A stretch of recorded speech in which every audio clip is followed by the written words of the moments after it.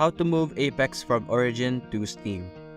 Hi guys, today we're going to talk about Apex, and what you're going to do is you're going to open Apex at the Steam, then you're going to add it to your Steam library.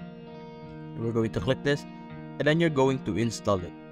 You have to remember where you're going to install it, which is under Steam library over here. We could change its location, but we're going to stay at Steam library, and then you're going to click on next.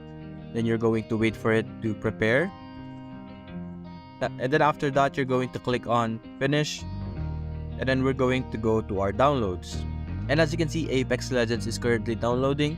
Now what we're going to do is we're going to pause it. We're going to go to the file system of Apex in Ubisoft, and you're simply going to copy all of your files, and then you're going to copy all the Apex files from Ubisoft to where you are downloading and installing your Apex, which is over here, and you're simply going to paste all your Ubisoft Apex files into this folder or wherever you are installing your Apex Legends on Steam. And that's it guys, hope you enjoyed the video. Thanks for watching.